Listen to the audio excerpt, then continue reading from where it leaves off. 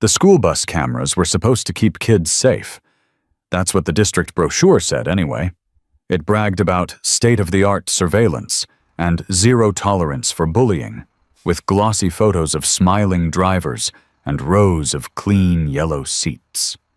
Those pictures did not show a 9-year-old girl on her knees in the aisle, picking Cheerios out of the rubber mat with her bare hands, while a grown man watched. Her name was Nia. It was a Thursday afternoon in late fall. Houston heat had finally eased up, but the bus still smelled like old vinyl, spilled milk, and the kind of sweat that lives in foam seats. The engine rattled just enough to make her teeth buzz. 3 rows from the front, Nia knelt on the floor. The cereal had been poured in a long, crooked line, from the driver's seat back toward the middle. Tiny rings, some already crushed under shoes.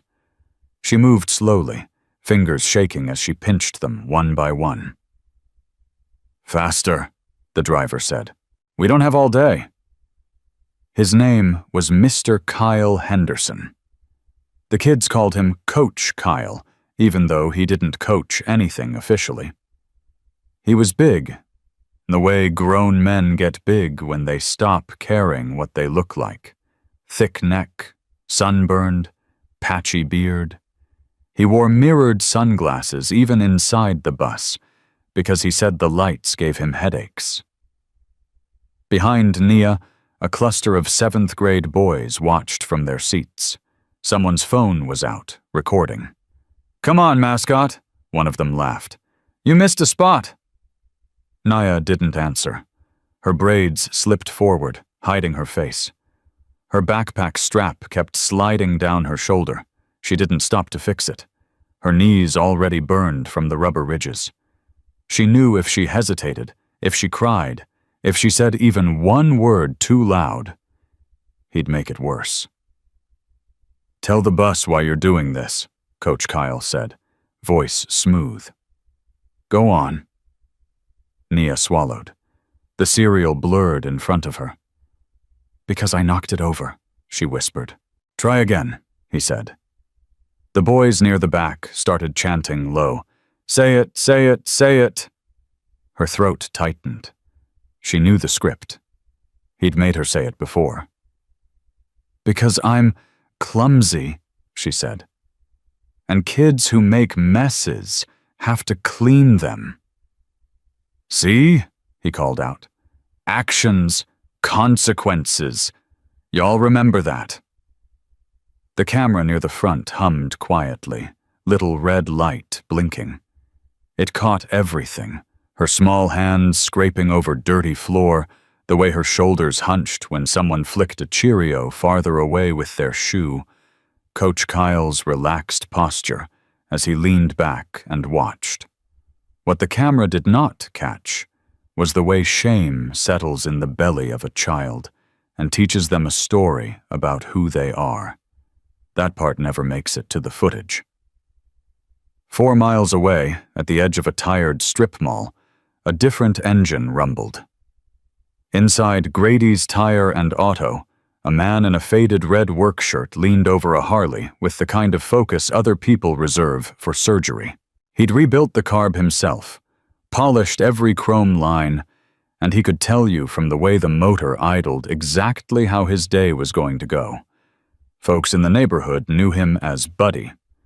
On his birth certificate, it said Darius Lamar Grady, 52 years old, widower, owner of the shop. On his cut, the leather vest hanging by the office door under a framed black and white photo of an old shovelhead. It said, Hell's Angels Houston. He wasn't wearing the vest right now. Right now he was just a grandfather with grease under his nails, waiting on the school bus. His phone buzzed on the tool cart. Buddy wiped his hands on a rag and glanced at the screen, expecting a parts supplier or a regular customer. Instead, it was a name he didn't recognize, and a message request. You don't know me, but I think this is your granddaughter on my son's friend's Snapchat. Underneath, a video thumbnail. Yellow bus interior. A small figure kneeling in the aisle. Buddy's chest went tight in a way that had nothing to do with age. He tapped the video. The sound hit him first. Tinny laughter, the low grumble of a bus engine, a child's voice so soft the phone struggled to catch it. He watched Nia on her knees, picking cereal from the floor. Watched the angle tilt as whoever filmed tried not to be seen. Watched the driver's hand rest casual on the wheel while he lectured kids about learning respect. It was only 37 seconds. By second 10, Buddy's jaw had locked.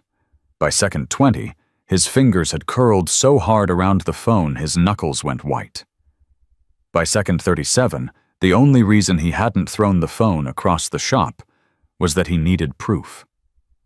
He replayed it once, without sound this time. Just the picture. Just his granddaughter. The same granddaughter who refused to eat anything that dropped on the kitchen floor at home. The one who used to scream if her ice cream fell off the cone. Now she was on her knees, picking stray cereal out of bus grime like it was a chore. Something in him twisted. Not the loud, reckless rage of a young man. Buddy had already lived with that version of himself, and he'd buried enough friends to know where it led. This was different, like a cable pulled too tight through his ribs, the quiet, razor-sharp kind of anger that doesn't shout. It moves. He hit call. The number went straight to voicemail. A shaky young voice came on. "Hi, this is Keisha's mom. If you're calling about the bus video, I'm at work right now. You can text." He hung up, thumb hovering, thinking. There was one more person to call first. Before we go deeper, I want you to notice something important. In 37 seconds, we already saw 3 kinds of power at work. A grown man using discipline to humiliate a child. Older kids learning that cruelty is entertainment if an adult co-signs it. And a stranger, someone's mom, probably exhausted on her lunch break, who decided she could not sit on that video and do nothing. If you've ever been that stranger, or that kid, or the person who wishes they had spoken up sooner, this story is for you. And if you're watching this on your phone, on your TV, anywhere in the world right now, let me know in the comments where you're watching from. Because stories like this, they're not just about one bus in one city. They're about all the places where cameras roll and nobody in charge is actually looking. Back to Buddy. He grabbed the shop phone from the wall, dialed a different number. This one didn't go to voicemail. "Grady's," a woman answered. "What you break now, old man?" "That your way of saying hello? Or you saving up kindness for your church ladies?" Buddy said. On the other end, Ruthie snorted. They'd been neighbors since middle school, siblings in everything but blood. These days, she ran the after-school program at Mount Zion Baptist and kept half the neighborhood kids fed with casseroles. "You calling to flirt or to ask for another favor?" she said. He didn't bother with small talk. "Ruth," he said, voice rougher than he meant it to be. "You seen what's going on with Bus 14? The silence on the line told him more than any words. "You got a video too," she said finally. Not a question. Buddy closed his eyes for half a second. The shop smelled like rubber and oil. Outside, traffic rolled by like nothing in the world was wrong. "I got 37 seconds of my granddaughter on her knees," he said, "and a grown man making her say she's clumsy." Ruthie exhaled slow. "Lord have mercy," she said under her breath. "Naya?" "Who else?" he said. He expected Ruthie to blow, to rant, to name names, to tell him every rumor she'd heard. Instead, when she spoke again, her voice was careful. Too careful. "Darius, this not the first video," she said. "It's just the first one with somebody's grandbaby we know." His hand tightened around the receiver. "What you mean, not the first?" I got parents who've been complaining about that man for months, Ruthie said. Kids walking to my program crying, saying they don't want to ride his bus. I helped one mama file a report. She never heard back. She keeps calling. They keep telling her they're looking into it. Buddy felt that cable in his chest pull tighter. And you didn't tell me? He asked, the words coming out flatter than he intended. First time I heard his name, I did. Ruthie's tone sharpened a little. You know what you said? He searched his memory. Bus driver, schedules, temporary route. He'd waved it off, hadn't he? Something about, they'll fire him if he's really bad. You said, Ruthie continued gently, the district don't play with that stuff no more. You said, they got cameras, they ain't stupid. So I believed you, and I thought, if they don't listen to me, maybe they listening to somebody.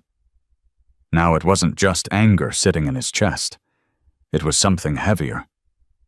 The quiet realization that he'd trusted a system more than he'd trusted the kids who were scared. You got those parents' numbers? Buddy asked. I got a folder, Ruthie said. Names, dates, times kids came in crying. I started writing it all down when they kept telling me I was exaggerating. Of course she did. Ruthie always wrote things down. You bring that folder to my shop tonight, he said. And Ruth, don't send that video to nobody else yet, not till we know what we're doing. You already know what you're doing, she said softly. I can hear it in your voice. Buddy glanced at the leather vest hanging by the office door. Red and white patch. Winged skull. 3 words stitched in heavy thread that people thought they understood from headlines and TV movies. Hell's Angels. Houston. 9 years ago, after his daughter died and left him with a 3-month-old baby to raise, Buddy had walked into that clubhouse sure he was too broken for anybody to want him. They proved him wrong. He owed them more than Sunday rides and barbecue cookouts. I'm calling church folks first, he said. Then I'm calling my brothers. Ruthie didn't argue. You need me to pray, she said, or you got that covered. You pray, he said. I'm gonna move. He hung up, wiped his hands again, though the grease was on the inside now, not the outside. For a long breath, he just stood there, looking at the vest. He thought about the promise he'd made at his daughter's bedside in the hospital, when the machines were the only thing keeping her chest rising. I'll keep her safe. I'll keep her baby safe. I won't sleep on nothing. He thought about how many times Nia had said she was fine when he asked about school. How often he'd let the answer stand because he was tired or busy or because she smiled when she said it. He took the vest down from the hook. The leather creaked in his hands like an old friend stretching awake. He slipped it on, feeling the familiar weight of it settle over his shoulders. It did not make him younger. It did not make him invincible. It did something else. It reminded him he wasn't alone. That evening, long after the last paying customer picked up their keys, the lights at Grady's Tire and Auto were still on. Not the harsh white fluorescence of work hours. Softer lamps in the office, the glow spilling across stacks of paperwork and coffee cups, and Ruthie's thick folder of notes. In the bay, 5 motorcycles lined up nose to nose, Trome catching the dim light. Their owners leaned against toolboxes and workbenches, arms folded, listening. Outside, more engines arrived one by one, rumbling into the alley behind the shop. Word traveled fast when you started it in the right places. Buddy stood near the office door, vest on. Video paused on his phone at the frame where Nia's hand hovered over a crushed Cheerio. He didn't feel like talking. He felt like riding that bus route himself and dragging the driver out onto the pavement.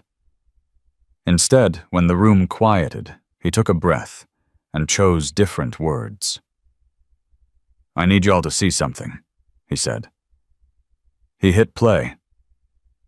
The bay filled with the sound of a cheap phone speaker, a bus engine, a child's forced confession.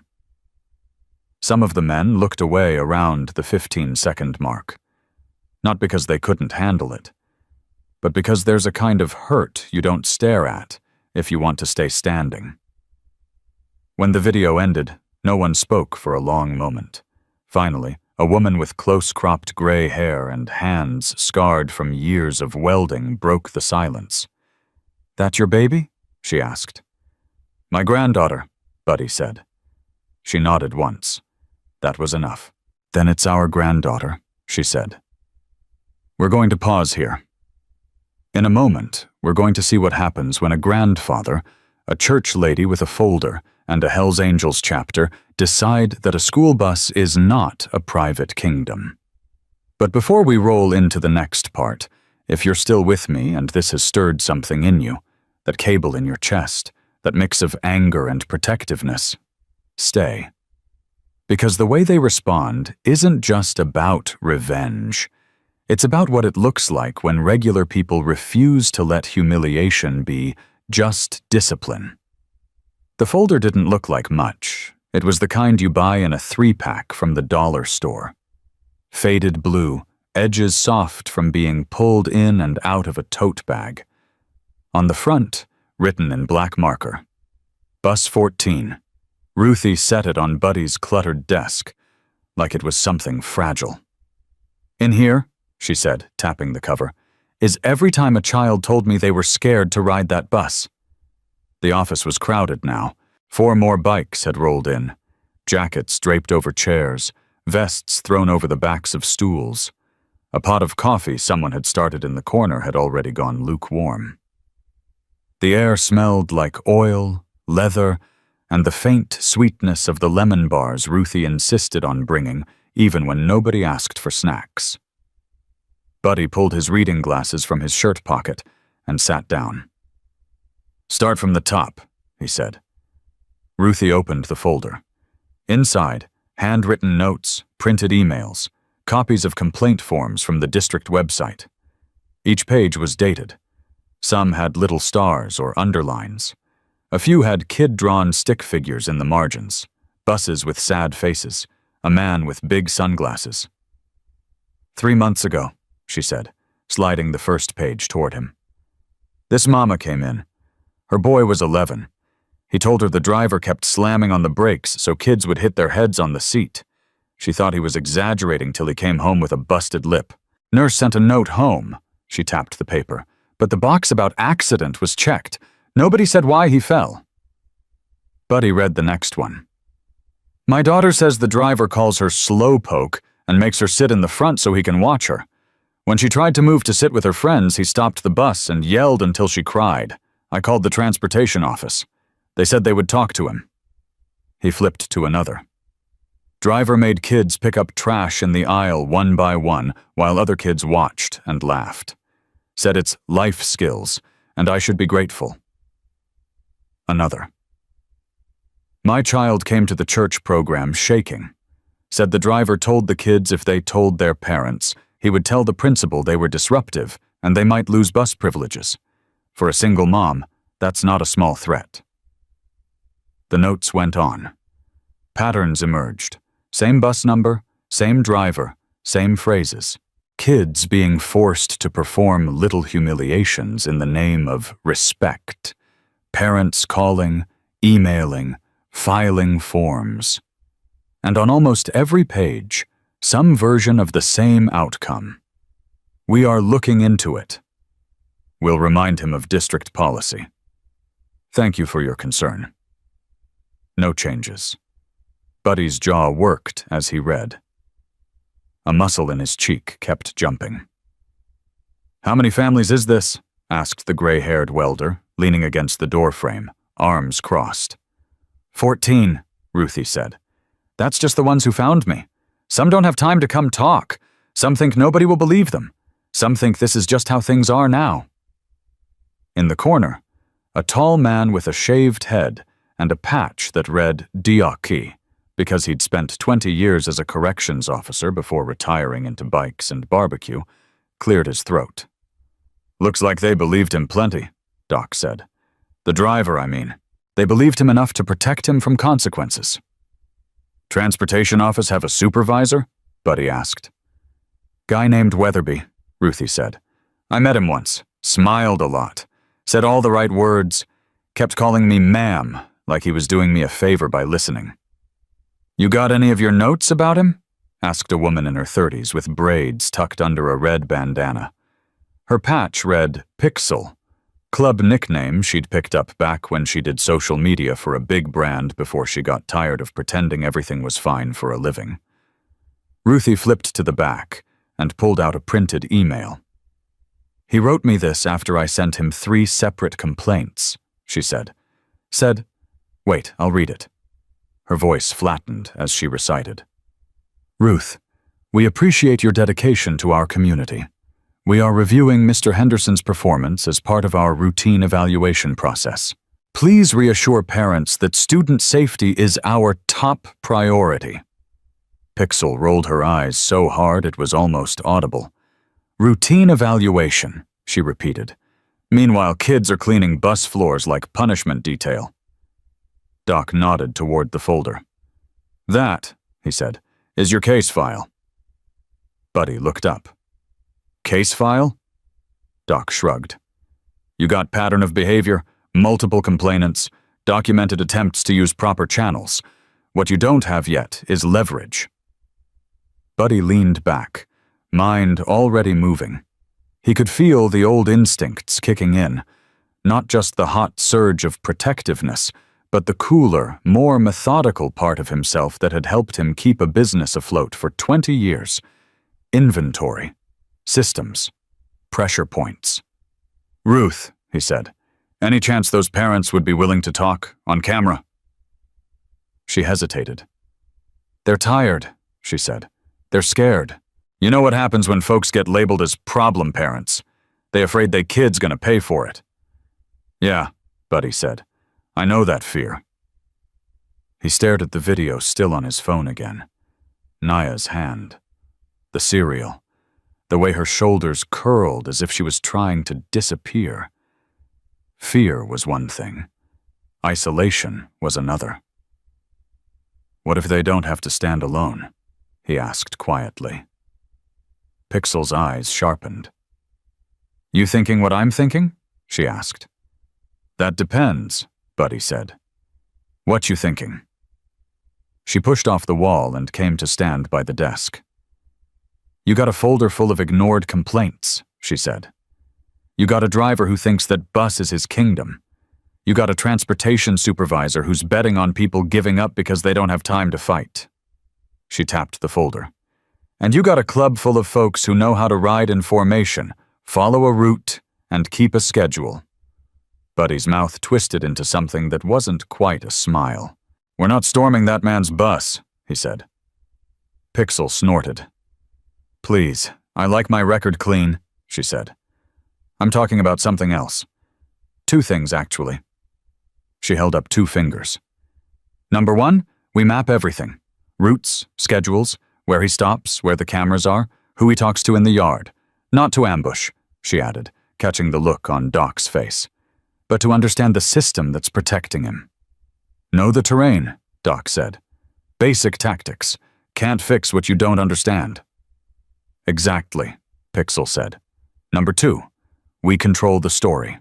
Because right now, the only story the district is telling is everything is under control. We need people to see what under control actually looks like. Buddy thought of the sticker peeling at the back of Bus 14. Buckle up for safety, and the way Nia's knees had pressed into the floor. Meaning what? He asked. Pixel checked her watch. Meaning I call in a few favors, she said. I used to run campaigns for people who wanted to sell headphones and sneakers. This time we use those skills for something that matters, but we do it right. No doxing, no threats. No giving that driver anything he can twist into. I was scared for my safety. Peaceful, Doc said. Documented. Public. Visible, Ruthie added. Buddy looked around the room. He saw welders, former guards, warehouse workers, a nurse getting off a night shift, a mechanic with a bad back, a barista who rode a Sportster on weekends. Some in full colors, some in jeans and t-shirts, patches draped over chairs. He saw people the world might write off as trouble if they rolled up to a school in a pack. He also saw the same thing he'd seen 9 years ago when he walked into the clubhouse with his heart in pieces. A stubborn, relentless capacity to show up for each other. "We ain't politicians," one of the older guys said. "We're bikers. What exactly you expect us to do? Hold a bake sale in the parking lot?" Buddy shook his head. "I expect us to do what we always do," he said. "Ride, protect, and make damn sure there's nowhere for the truth to hide." The plan came together in layers. First, Roots, a young man named Miguel, who delivered packages during the day and rode with the chapter on weekends, pulled out his phone. "My little brother rides 14, he said. "I know where that bus hits. I've followed it in the car when school started, just to make sure it wasn't leaving kids on the corner." He brought up a map, tracing with his finger. "Morning run, he comes off Jensen, hits the apartments, cuts through the old industrial park, swings by the church, then over to the school. Afternoon, same in reverse. Yard is over on Lyons. Cameras at the gate, but the street outside? That's public property." Doc leaned over his shoulder. "You thinking about a welcome committee?" he asked. "Thinking about a reminder," Buddy said. "That bus don't move through a vacuum. People see it. People care who's behind the wheel." Next, stories. Ruthie called 3 of the parents from her list while she was still at the shop. Her voice, gentle but firm, threaded through the office noise. "I know you tired," she told them. "I know you think nobody's listening. But something's different now. You're not just calling an office. You're speaking into a room full of people who will stand beside you with their faces showing. You don't have to say yes. But if you want this to change, you won't be alone." 2 said yes on the spot. 1 cried first, then said yes. 1 said, "Let me think. In that way, that means I want to, but I'm scared." Ruthie wrote their names on a yellow pad, underlining them. Pixel sent 2 quick texts to people whose names Buddy didn't recognize and got 3 dots typing back almost immediately. "You call news?" Buddy asked. "Not first," she said. "First, I call folks who know how to tell a story without turning it into carnage porn. Then I call a friend who does local education reporting and hates being lied to. If we give her documentation, she'll do more than a headline." "And the district?" Doc asked. "They gonna pretend they don't see a bunch of patched folks outside their yard?" Buddy shook his head. "We're not going to their yard," he said. "Not yet." "So where?" the welder asked. He thought of the brochure about bus camera safety. He'd seen it taped up in the front office of the school when he went to pick Nia up early for a dentist appointment. The district liked to brag about equipment, about programs, about safety. "Where do they hold school board meetings?" he asked. "Administration building off I-10, Miguel said. "First and third Tuesday. They do the thing where regular people get 3 minutes at the mic if they sign up ahead." "You ever been?" Buddy asked. Miguel shook his head. "My mama went once when they tried to close our elementary," he said. "They let her speak. Then they closed it anyway." Pixel folded her arms. "You thinking, what? We roll up to a school board meeting like a funeral procession?" she said. "Not like a funeral," Buddy said. He picked up the folder, weighing it in his hands. "Like a delivery. If you're paying attention, this is where the story shifts. Up to now, we've been in the private spaces, a bus aisle, a small church office, the back of a mechanic shop. From here on, we're in public. And if you've ever stood in a city hall meeting, or a principal's office, or a boardroom with fluorescent lights humming over your head while people in suits tell you they're working on it, you know how this feels. You also know how rare it is not to stand there alone. In the days before the meeting, the Hells Angels didn't idle. They rode the bus routes in 2s and 3s, not menacing, just present. Bikes behind the bus at a respectful distance, then peeling off at different streets. Nobody approached the driver. Nobody stepped on district property without permission. Kids noticed. Some just stared, eyes wide through the glass. Others smiled, pressed hands to windows, pointed. The driver noticed too. On the second day, he radioed the yard. "Got some bikers following me," he said. "Don't know if they're up to something." The dispatcher asked if they'd done anything threatening. "Well, no," he admitted. "They're just there." "Then drive your route," she said, already distracted by another call. "We're not the police." Inside the shop, Pixel was cutting together a short, clean video. No faces of kids, no license plates, just hands holding complaint forms, blurred screenshots of emails, a slow, silent replay of the serial video, ending with a shot of empty bus seats and the words, "Student safety is our top priority. District transportation." Underneath, in smaller text, "Then why did it take a biker club to make you look?" She scheduled it, not for now, but for the night of the meeting. Ruthie helped the parents write out what they wanted to say in 3 minutes. They practiced in her church basement, standing behind a folding table they were pretending was the podium. "Breathe," she reminded them. "You're not asking for a favor. You're describing facts." Buddy sat in the back, listening. He didn't correct their grammar.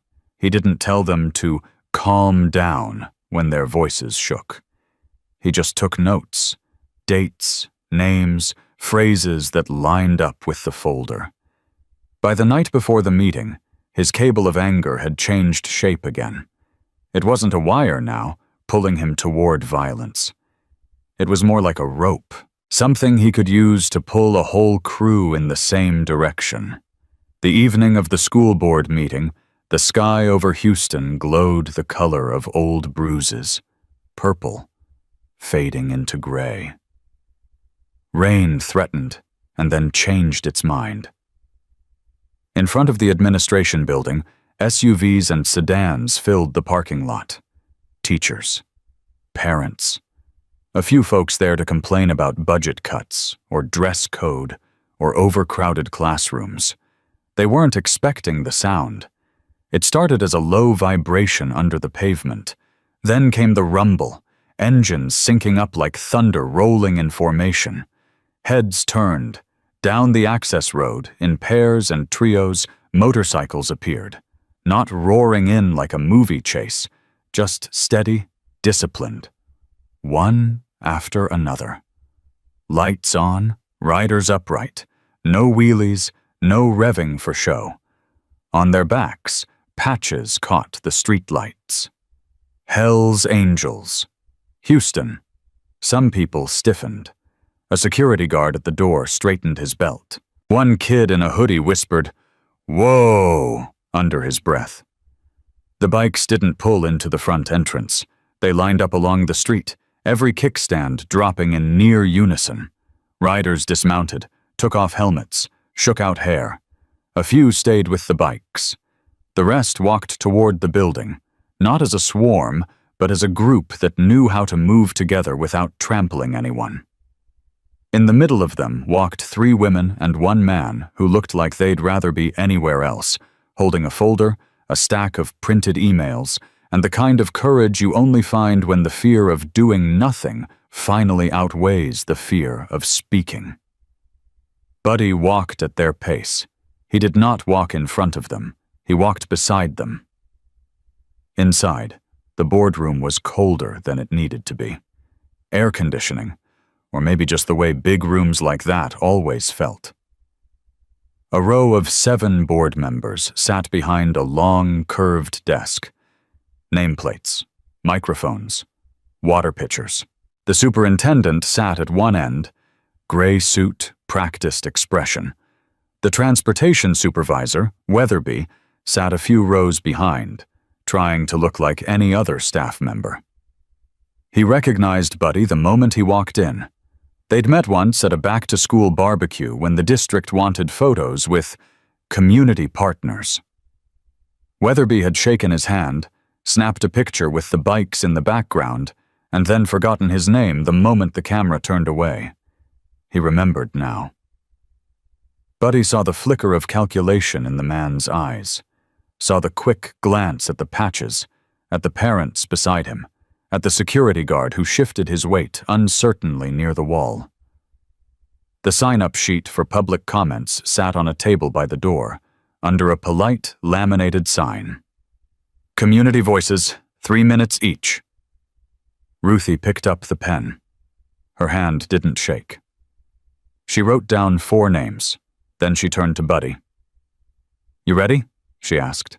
He looked past her, at the rows of plastic chairs filling up.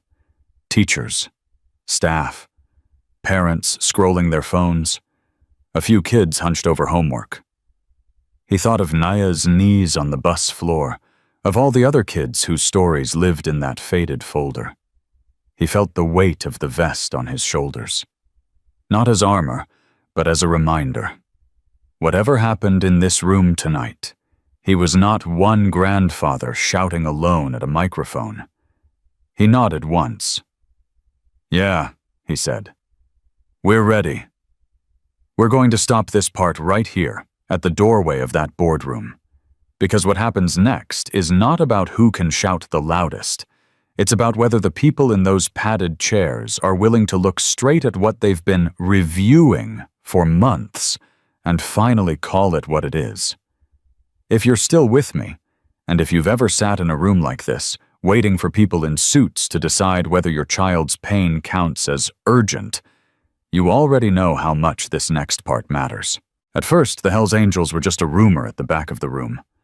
People whispered. Are they protesting? Is there a biker rally or something? What does this have to do with schools? Security shifted closer to the walls. One guard touched the radio on his hip, not using it yet, just needing to feel something solid under his hand. Up front, the board did what boards always do at the start of a meeting. They approved minutes. They recognized a student robotics team. They nodded through a presentation about test scores and continuous improvement. If you've ever sat through one of those, you know how the lull works. It's like white noise. It makes you forget why you came. Then the laminated sign came into play. Community voices. 3 minutes each. The board president glanced at the list, cleared her throat, and said the first name. Ms. Carla Johnson. Carla Johnson was 5'3", 41 years old, and exhausted. She walked to the podium with the careful steps of someone who spends a lot of time calculating how much space she's allowed to take up. Her voice shook on the first sentence. Then it didn't. My son rides bus 14, she said. I'm here because for 3 months he's been coming home talking about being scared on that bus. Not of the kids, of the man driving. She held up a printed email. I have written 4 times to transportation, she said. I have called 3 times. I have been told they are looking into it. In those 3 months, my son has been forced to pick up trash off the floor while other kids laugh. He has been threatened with losing his bus privilege if he tells me what happened. The board president tried to keep her face neutral. A few people in the audience looked up from their phones for the first time. Carla's 3 minutes went fast. She did not cry. Not here. She saved that for the car later. When the red light blinked on the podium, she folded her notes and walked back to her seat. 2 bikers stood up briefly as she passed, not blocking her, just letting her know, visibly, that she was not walking alone. The next name. Mr. Ramon Diaz. Ramon was a quiet man with calloused hands. He cleared his throat once before speaking. My daughter is on bus 14, he said. She is 12. English is her second language. She told the driver she didn't understand why he was making her sit in the front alone. He called her slow in front of other kids. He shifted his weight. "I work 2 jobs," he said. "I cannot drive her to school. When he threatened to have her kicked off, she stopped telling me what happened because she knows I can't fix that. She started having stomach aches every morning. The doctor says it's anxiety. I say it's a grown man misusing power." His 3 minutes ended too. Another parent. Another story. Each one echoing pages from Ruthie's folder. Then the board president read the 4th name, and the room got very still. "Mr. Darius, Grady." Buddy walked to the microphone in a plain black shirt and his vest. You could feel the calculation in the room when he put his hands on either side of the podium. Some folks saw the patch and thought trouble. Some saw the gray in his beard and thought grandfather. Both were true. He looked up at the board, then at the crowd, then at the clock. 3 minutes, he said softly into the mic. "All right." He didn't introduce himself as the owner of Grady's Tire and Auto, or as a tax-paying business, or as a community partner. He started with the only title that mattered to him right now. "I'm Nia's granddaddy," he said. "She's 9. She rides bus 14. He let that sit for a beat. "I ain't here to talk about rumors," he said. "I'm here to talk about what I saw with my own eyes, on my phone, recorded by somebody's scared child." He held up the phone. 37 seconds, he said. "That's how long the video is. 37 seconds of a driver making my granddaughter get on her knees in the aisle and pick cereal off the floor while boys laugh and he calls it a lesson."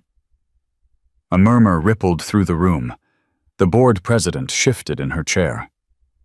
"Mr. Grady," she began, "we understand emotions are high, but we can't—" Buddy didn't raise his voice. He didn't need to. "With all due respect, ma'am," he said, "emotions ain't the problem here. The problem is what's on this video. And the bigger problem is that this room has had 14 chances to do something before it got to me." He turned the phone so the board could see the screen. Behind him, Pixel, seated with the other bikers, looked down at her own phone. Right on schedule, her edited video, careful, blurred where it needed to be, went live on 3 platforms at once. She didn't tag the district or the driver by name. She tagged one thing only. Bus 14. "Mr. Grady," one of the board members said, trying to regain control. "If you'll provide that evidence to our superintendent, we will certainly—" "It has been provided," Buddy said. "Not this video, but others. Complaints, emails, notes. People in this room used your website, your hotlines, your forms. They followed your rules, and you reviewed it." He nodded toward Ruthie, who sat with the folder in her lap like a shield. "You know this folder?" he asked. "It's a record. It's dates and times and the words, 'We are looking into it,' over and over again, while kids learned that if they spoke up, nothing would change." He drew in a breath. "Now I want you to know something else," he said. "I ride with the Hells Angels, Houston chapter. Some of y'all just got real nervous. I can see it." A few uncomfortable chuckles, a couple of outright frowns. "Let me ease your mind," he said. "We're not here to threaten nobody. We're not here to block buses or scare children. We're here because our kids ride those buses. Our grandkids. Our neighbors' kids. We're here because when we see a man humiliating children under color of authority, we don't call that discipline. We call that abuse." He let the word hang in the air. Abuse. "That bus driver been counting on one thing," Buddy said quietly. "He's been counting on the kids being scared, and the grown folks being too tired to keep pushing after your office told them, 'We're handling it.'" He leaned in a little. "He'd been counting on people giving up," he said. "I'm here to tell you we're not giving up." The red light on the podium started blinking. Time. Buddy saw it, smiled slightly. "I know my 3 minutes are up," he said, "so I'll just end with this." He looked each board member in the eye. "This video is not just on my phone anymore," he said. "It's on a whole lot of other screens right now. Parents are watching. Teachers are watching. Your own bus drivers who do their job right, who are sick of being painted with the same brush, they're watching too." He straightened. "So you can handle this in here," he said. "Or you can wait till you're answering questions on the 6 o'clock news. Either way, the days of 'we're looking into it' are over." He stepped away. No mic drop, just a man walking back to his seat. Behind him, phones buzzed in pockets as #bus14 began to trend in a way the district's social media manager was absolutely not prepared for. If you've ever spoken truth into a microphone, you know that moment afterward, the one where nothing looks different yet. The board still sits in a row. The superintendent still shuffles papers. The clock still ticks. You walk back to your seat thinking, "Did that do anything? Did I just put a target on my back for nothing?" That's where Buddy was when his phone buzzed. It was a text from Miguel, who'd stayed outside with a couple of riders and a portable speaker. "It's spreading. Reporter from Channel 7 just pulled up. Asked who's in charge." Buddy didn't answer yet, because the next voice at the mic wasn't his.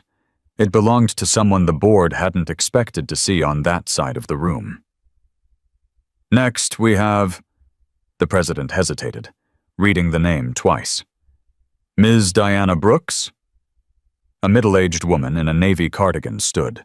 She moved like someone walking against wind.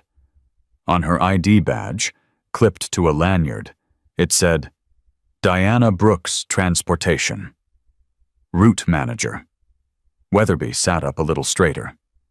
Diana went to the podium, hands trembling so visibly she had to grip the sides to steady them. "My name is Diana Brooks," she said. "I've worked for this district's transportation department for 17 years. She glanced over her shoulder just once. Her eyes landed on the line of bikers in the back, on Ruthie, on the parents. She turned back to the mic. "I wasn't planning to speak tonight," she said. "I came to watch because I knew this was coming, and I told myself I would sit quiet because I like my job and I like my health insurance." A few people laughed weakly. She didn't. "But then I saw that little girl on the video," she said, voice tightening. "And I realized I've been part of the problem." Weatherby shifted in his seat like someone whose chair just got uncomfortable. Diana continued. "Mr. Henderson has been written up 3 times this year," she said. "Not for accidents, for complaints about his conduct with children. She caught herself. "I have forwarded those complaints up the chain." She swallowed. "I have been told to coach him, to remind him of policy, to support our drivers so they don't feel second-guessed by parents. I have been explicitly told to avoid making notes that could be discoverable if there was ever an investigation." The room changed temperature. It wasn't the air conditioning. It was the feeling when a crack appears in the wall and sunlight gets in. "In other words," she said, looking directly at the board now, "we knew. Not everything. Not this video. But enough. Enough to know there was a pattern, and that if we didn't act, something worse was going to happen. Something like, 'What's on that screen?'" She pointed to the monitors on the side walls where the board sometimes showed slides. They were blank now. Pixel's fingers hovered over her phone. She sent a quick message to the education reporter waiting outside. "Get them to request the footage from tonight's live stream. Use it." Diana took a breath. "I'm speaking because those parents followed your process," she said. "And because the only reason this is being treated like an emergency tonight is because a biker club showed up and the internet is watching. That's not how student safety should work." Her 3 minutes flashed red. She finished anyway. "I don't know what's going to happen to my job after this," she said. "But I know this. If you send those kids back onto that same bus with that same driver tomorrow, Every one of you will be responsible for every moment of fear they feel." She stepped away from the mic, hands shaking harder now. As she walked back, one of the riders in the back, Doc, the ex-corrections officer, stood up without thinking. Not to applaud, not to shout. He just stood, hand over his heart, like you do when someone pulls a flag up a pole. Then another rider stood. Then another. It wasn't a planned gesture. It just happened. People notice that kind of thing. We're going to pause here again, right on the edge of decisions, because the easy version of this story would jump straight to driver fired, everybody hugs. But real life, especially for folks who have dealt with systems their whole lives, doesn't move that fast or that clean. In the next part, we're going to see what actually changes. What happens to Coach Kyle? What happens to the people who kept stamping, "We're looking into it"? And more importantly, what happens to Nia and that bus route once the engines quiet down and the cameras turn away? If you're still with me, and you want to see not just the punishment but the rebuilding, the part older folks watching this on TV or their phones know is the real work. The board recessed. That's what they called it anyway. To Buddy, it looked a lot like 7 adults getting up from a table and walking into a back room to decide how little they could do without getting burned. People milled around the boardroom. Teachers whispered in clusters. Parents checked their phones. A few glanced over at the back row where the bikers sat, as if they'd just realized the patches weren't going to start anything. They were just there. On half a dozen screens, Hatod Bus 14 kept ticking upward. Outside, on the sidewalk, the education reporter Pixel had tipped off was doing a quiet stand-up, camera crew keeping their equipment low-key. Inside, Buddy turned to Ruthie. "You all right?" he asked. "No," she said, "but I'm where I need to be." She squeezed the folder. "I should have made more noise sooner," she added, voice low. "I should have." "Don't do that," Buddy said gently. "You did what you knew how to do. You wrote it down. You kept the receipts. You tried their way, now we're trying ours." She exhaled, some of the guilt leaving her shoulders. "You think they're really gonna do something?" she asked. He looked toward the closed door. "I think they're going to do something," he said. "The question is whether it's enough." When the board came back, their faces had that careful look people get when a camera might be pointed at them. You could tell which ones had kids or grandkids, and which ones mostly cared about budgets. But in this moment, they all came back understanding one thing. This was bigger than a difficult employee. The president cleared her throat, papers rustling. "Thank you all for your patience," she said. "We've heard some troubling and heartfelt testimony tonight. Student safety is, and has always been, our highest priority." Pixel, in the back, muttered under her breath, "There it is," and thumb-typed the phrase into a notes app, not because she believed it, but because she knew how often that sentence got repeated in stories like this. "We are taking immediate action," the president continued. "Effective tomorrow morning, Mr. Henderson will be placed on administrative leave pending a full investigation." You could feel a subtle shift in the room. Relief, yes, but also that familiar feeling a lot of people know too well. Why did it take this much? "Furthermore," she went on, "we are initiating an independent review of our transportation department's handling of complaints. We will be appointing an outside investigator to ensure impartiality." Buddy watched Weatherby out of the corner of his eye. The man's jaw clenched once. "During this process," the president said, "we ask for the community's patience as we gather facts. We are committed to transparency, but we also must respect personnel privacy." There were the parameters, the legal lines. "The families who spoke tonight," she added, glancing at the front row, "will be contacted individually. We thank you for bringing your concerns to us." She looked at the clock. "And with that, we will proceed with the remainder of our agenda," she said. She might as well have said, "We have met our crisis quota for the evening." But something had shifted, whether they wanted it to or not. Once you've said the words independent review into a microphone, you can't unsay them. Outside, when the meeting finally adjourned, the air felt different.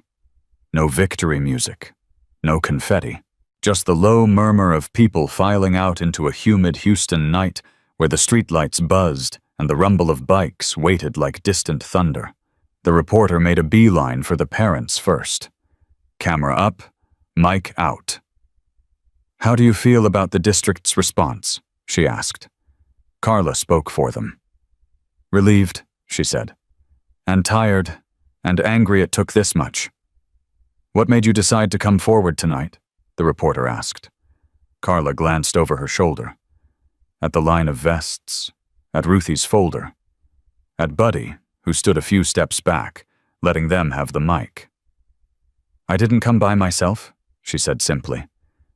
The reporter turned to Buddy next. "Sir, are you the leader of this group?" she asked. Buddy shook his head. "We don't do leader like that," he said. "We do responsibility." "But you did organize this," she pressed gently. He considered the word. Organize. "My grandbaby got humiliated on camera," he said. "Other people's kids got dismissed on paper. We put those two truths in the same room and invited the district to tell us what they're going to do about it. That's all." "Why bring the club?" she asked. "Why Hell's Angels?" He looked down the row of bikes. "Because children who've been made to feel small," he said, "deserve to see that they are worth showing up for in big ways." He could have said more. He didn't. He'd learned a long time ago that one clear sentence could do more than a 5-minute rant. The next morning, Bus 14 pulled into the yard without Coach Kyle at the wheel. He was at home, pacing his kitchen, reading a politely worded email that said he was on leave with pay pending investigation. His phone pinged with texts from parents who'd always thought he was firm but fair, and from others who suddenly remembered incidents they'd brushed off. On a different screen, the video of Nia on her knees had been watched over 500,000 times. He did what people in his position usually do first. He blamed the kids. "Kids these days are so soft," he told himself. "Can't handle discipline. Somebody records 30 seconds of something they don't like, and suddenly, I'm a monster." He blamed the parents. "Don't know how to raise their kids?" he muttered. "Expect the bus to fix what they won't fix at home." Eventually, when his hands stopped shaking, he called a union rep and a lawyer. They told him what he wanted to hear, for now. "We'll fight this," they said. "They can't just throw you under the bus." He almost laughed at the phrase, even then. Back at the yard, a substitute driver slid behind the wheel of 14. He was nervous. You could tell by the way he adjusted the mirrors twice. Transportation had sent out a bland robocall. "We want to assure you that all routes will operate as scheduled and that student safety is our highest priority." No mention of why the change. Parents knew anyway. Kids knew. When Bus 14 pulled up to Nia's stop, she hesitated at the curb. Her backpack felt heavier than usual. Buddy stood behind her, a step back. "You don't have to ride today if you don't want to," he said quietly. "We can figure something else out." She looked up at him. Her eyes weren't the same as they'd been in that 37-second clip. There was still fear there, but there was something else too. Something he hadn't seen in weeks. Curiosity. "Who's driving?" she asked. He pointed. "Not him," he said. "New guy. And he's on his best behavior." She studied the bus. Behind it, parked a legal distance away on the side street, 2 bikes idled. Not loud.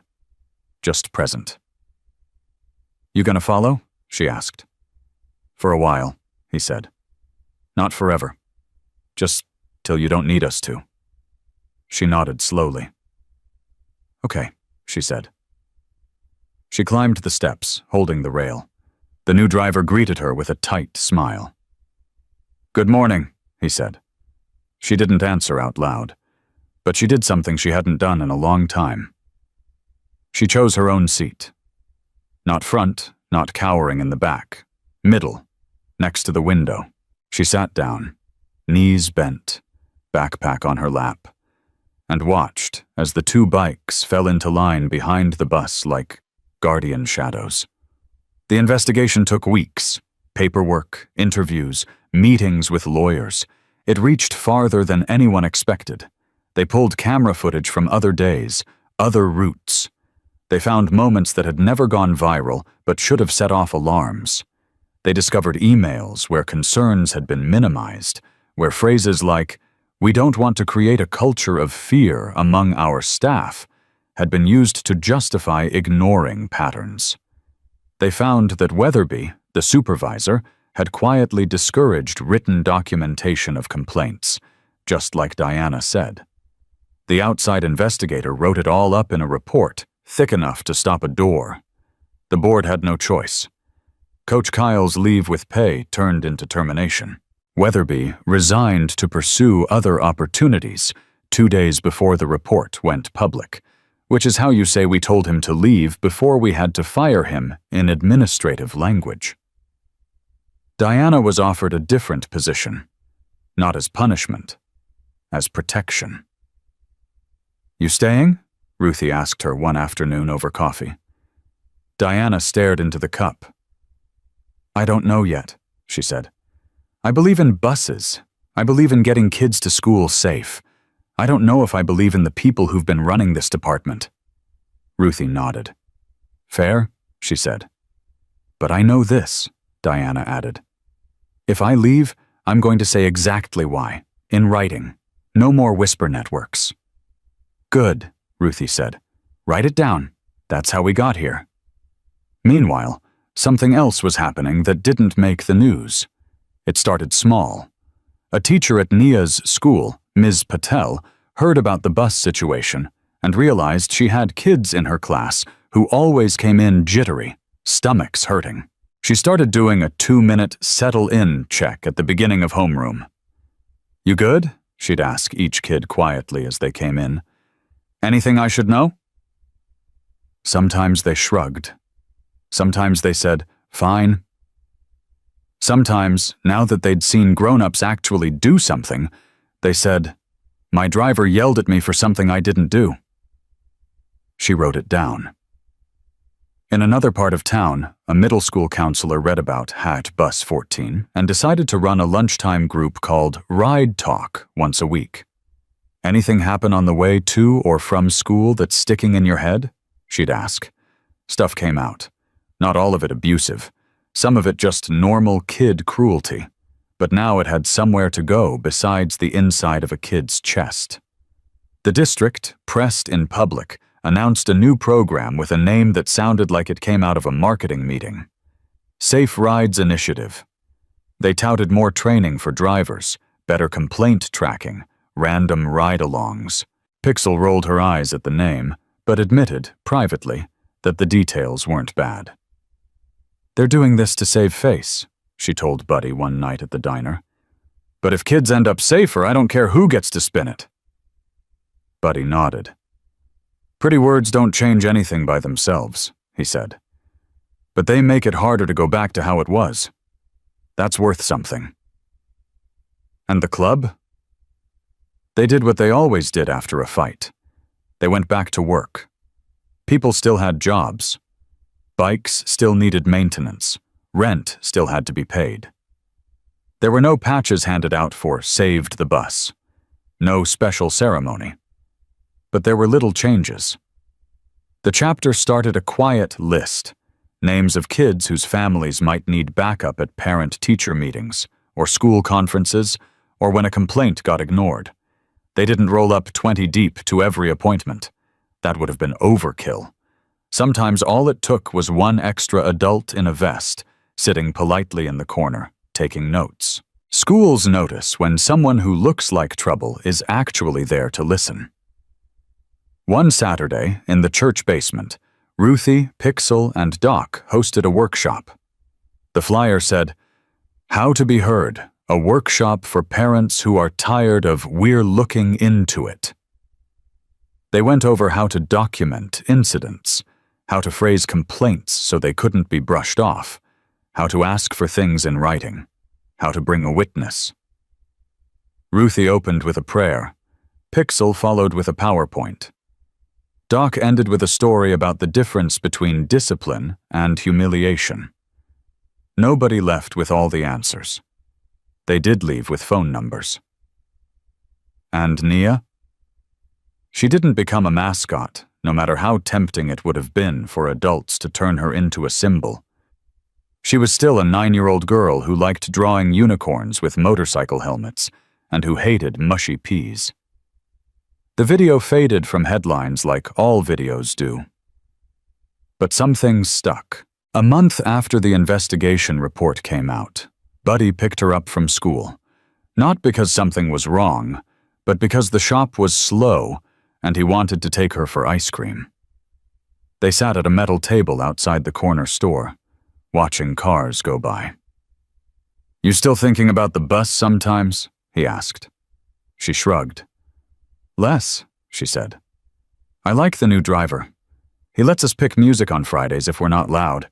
He says, 'You okay?' when we get on, but not in a creepy way, in a real way." "That's good," Buddy said. She stirred her ice cream. "Granddad?" "Yeah." "Why did all those people come that night?" she asked. "At the meeting. With you." He could have said, "Because I asked." He could have said, "Because they're my club." He looked at her serious little face, the way she was trying to line up the world in her head. "They came," he said slowly, "because some of us know what it feels like when nobody shows up, and we decided we ain't letting that be your story." She considered that. "Will you do that for other kids?" she asked. "If we know about it," he said. "If people tell us, if they want us there, we can't fix everything, but we can show up." She nodded, absorbing it. Then she did something that surprised him. "Can I show up too?" she asked. He blinked. "For who?" She pointed with her spoon across the street. A smaller boy, maybe 7, stood by the crosswalk, backpack hanging loose, looking at a group of bigger kids laughing on the curb. "He just started riding my bus last week," she said. "He sits by himself. He looks like I used to feel." The words came out slow, like she was trying them on. Buddy's throat tightened. "What are you thinking?" he asked. She looked up at him, eyes steady. "I'm thinking," she said, "I could tell him where the quiet seat is that doesn't squeak and doesn't get bumped when people get on. And I could tell him if anything bad happens, I know a granddad who knows some people." Buddy couldn't help it. He laughed, one short, wet sound that was half joy, half something else. "You sound like your mama," he said. "I don't remember her," Nia said softly. "I know," he said, "but she's in you anyway." They finished their ice cream. On the way back to the truck, Nia tugged his hand. "You wear your vest when you pick me up Monday?" she asked. He raised an eyebrow. "Why?" "So the new kid sees it," she said simply. "So he knows people are watching." He nodded. "Yeah," he said. "I can do that." We're almost at the end of this story. We've seen the humiliation, the anger, the big public moment, the official consequences. What's left is the quiet part, the part where life goes on, differently. In the final part, I want to show you one more ride, one more meeting, and one last choice Nia makes that matters more than any headline. If this has stayed with you, if you've been thinking about your own bus, your own cafeteria, your own boardroom while we've been riding with these folks. The ride wasn't loud. That surprised people. When most folks picture a Hell's Angels ride, they imagine roaring engines, smoke, chaos, movie scenes, headlines. But the Sunday afternoon buddy took Nia out with the club on a family ride. The sound was steady, almost like breathing. Engines up, engines down. Gear change, gear settle. A line of bikes sliding through the neighborhood, not like an invading army, but like a moving reminder. We're here. We see you. Nia sat on the back of Buddy's Harley in a tiny leather vest Ruthie's cousin had stitched for her. No big patch, just a small embroidered wing on the back and her name on the front. The club didn't put colors on kids. That wasn't the point. But they did let them feel the wind. Buddy kept it slow. Residential streets, wide turns, no highways. They rode past her school once, past the bus yard once, past the little corner store where she and her new friend sometimes bought popsicles. "He watching?" Nia shouted over the rumble, tapping his shoulder and pointing at the sidewalk. Buddy glanced. The new kid from the bus, backpack on, laces half-tied, stood there by the fence, eyes wide as saucers. He raised a cautious hand. Nia waved back hard. Buddy's chest did that tight, loose thing again, the one that meant something was healing and it hurt a little on its way out. He lifted 2 fingers off the handlebar in a small salute as they passed. For the first time, the boy smiled. Later, when the bikes were lined up outside Devil's Highway Diner and grown-ups were arguing about the best way to season ribs, Nia sat in a booth with a coloring book. Across from her, Pixel was sketching out an idea on a napkin. "What's that?" Nia asked, leaning over. Pixel turned the napkin around. On it, in quick, messy lines, was a bus. Not a perfect rectangle, just a suggestion of one. Next to it, a tiny figure with a backpack. Above both, a little wing symbol. Underneath, she'd written, "Guardian Seat." "What's a guardian seat?" Nia asked. Pixel chewed her pen cap. "I was thinking," she said, "we got all these programs grown-ups run now. Trainings, meetings, forms. That's good. But kids need something they can see. Something they can choose." She pointed at the little figure. "What if every bus had one seat that meant, 'If you sit here, people are paying attention,'" she said. "Not just to discipline, but to whether you're okay. It doesn't give you a license to act wild. It just means the grown-ups riding that bus, and the ones watching the cameras later, have agreed. Whoever's in this seat gets seen." Nia studied it. "So like, if you feel weird or scared, you can sit there?" she said. "Yeah," Pixel said. "And drivers who don't like being watched probably won't want that seat on their bus." Nia frowned thoughtfully. "It shouldn't be just one seat," she said. "Sometimes the person who needs help doesn't want to be where everyone can stare." Pixel smiled. "True," she said. "What would you call it then?" Nia thought. "The safe row," she said. 2 seats, by the window, but not all the way in the back." Pixel wrote it down. "Safe row," she repeated. "Kid-approved terminology. You mind if I steal that?" Nia shrugged in that way kids do when they've just tossed a pebble into a pond and have no idea how far the ripples will go. A month later, in a different school across town, a counselor printed out little wing symbols and laminated them. She didn't know Nia. She'd never met Buddy. She just saw the Hatched Bus 14 story, saw an interview where a biker's granddaughter talked about a safe row, and thought, "We can do that here." She ran it past her principal. He hesitated, then said yes when the transportation department, newly jumpy about optics, approved it quickly. "Looks good for the report," someone said in a meeting. "Student-led safety initiatives." They missed the point. The point wasn't how it looked on paper. The point was that on Bus 9, for the first time, a quiet 5th grader named Jamal slid into a seat with a wing sticker on the window and felt a little less like he had to carry his fear alone. Back in Buddy's neighborhood, life went on. People still forgot permission slips. Tires still went flat. Homework still got lost between the couch cushions. The club still had its rough edges. They argued. They messed up. They apologized badly, and then learned to do it better. This wasn't a fairy tale. But some things were different now, in ways you don't always notice until you look back. At Mount Zion's after-school program, Ruthie added a new question to the snack line. Bus or walk? She'd ask each kid. If they said bus, she'd follow up. How's your ride? Sometimes they'd shrug. Sometimes they'd say, good. Sometimes they'd say, the driver yells a lot. She didn't let that float away. What kind of yell? She'd ask. The kind that keeps you safe, or the kind that makes you feel small? It took them a while, but the kids learned the difference. And once you know the difference, it's harder to accept the second kind as just how it is. Ruthie collected those little stories, same as she'd collected the big ones. Dates, times, routes. The folder on her desk got a new label. Not Bus 14, just Rides, because it was bigger than one bus now. Every so often, someone would bring up the Hells Angels at a PTA meeting or a church potluck. Wasn't it dangerous having them involved?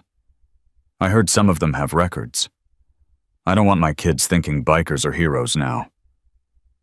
Buddy didn't argue when those comments reached him. He knew who he'd buried, who'd been locked up, who'd earned second chances, and who hadn't. He also knew this. On the night a bus driver's private kingdom finally got daylight shined into it, it wasn't a slogan or a brochure that walked parents into that boardroom. It was boots and wheels and people who'd already made peace with being the kind of folks others cross the street to avoid. Sometimes it takes the people the world is scared of to scare the right people. Not with fists, with presence. One evening, not long before school let out for summer, Buddy found himself at a different kind of meeting. The district had invited community stakeholders to a roundtable about student safety. He almost didn't go. He'd been in enough fluorescent-lit rooms to last him a lifetime. But Ruthie gave him that look that said, if we're not in the room, they'll say we didn't care. So he went. The room had the usual spread: cheap cookies, warm water bottles, a PowerPoint with bullet points about collaboration. There were pastors, PTA officers, a youth soccer coach, a cop, a couple of non-profit folks. And, sitting in his vest in a metal chair that squeaked every time he shifted, one Hells Angel. The assistant superintendent leading the meeting kept her language careful. We want to thank all our partners, she said. Faith communities, law enforcement, parent organizations, and motorcycle clubs for their engagement. She glanced at Buddy. He nodded once. She started talking about policy changes, training modules, updated complaint forms. It was fine, necessary even. But when she paused for questions, Buddy cleared his throat. Can I say something? He asked. She smiled, a little tight. Of course, Mr. Grady, she said. He didn't stand. He just leaned forward, forearms on the table, hands laced. You can fix every form in the world, he said, and there's still one thing you can't legislate. The room quieted. What's that? She asked. Whether grown folks believe kids the first time they say they're scared, he said. He let it sit. You want safer buses? He continued. Train your people, sure. Check your cameras, sure. But also teach every adult in this system, from the front office to the bus yard, that when a child says that something's wrong, your first job is not to defend the system. It's to listen. He shrugged. That's all I got, he said. It wasn't, and they all knew it. But sometimes one sentence is enough to haunt a meeting long after the PowerPoint slides are gone. And you? You've been riding along this whole time. Maybe you've never set foot on a school bus since you were a kid. Maybe you still send a little one out to the curb every morning and watch until the doors close behind them. Maybe your bus wasn't yellow. Maybe it was a cafeteria, a locker room, a church, a job. Some place where someone with more power than you decided humiliation was a teaching tool, and everyone else decided to look away. Here's the part of the story that isn't about Nia or Buddy or the Hells Angels. It's about you. Somewhere in your life, right now, there is a smaller version of that bus. You might not see it yet. It could be a neighbor's kid who started cutting across the field to avoid a certain corner. A coworker who laughs a little too loud when their boss makes a joke. A relative who changed their whole route home and says, "It's just quicker," but can't look you in the eye when they say it. You don't need a vest or a Harley to show up there. You need 3 things. Eyes open. Notice who looks smaller when a certain person walks into the room. A record. Write it down. Dates, times, words. Memory is a slippery thing. Paper is not. A willingness to stand beside, not in front of, the person who's scared. Walk with them into the office. Sit with them at the meeting. Be the extra set of eyes at the back of the bus, even if your bus is a Zoom call. The Hells Angels in this story did something big and visible. Most of the work that mattered came after the engines cooled. A grandfather listening differently. A church lady with a blue folder. A route manager who decided her job was worth less than her integrity.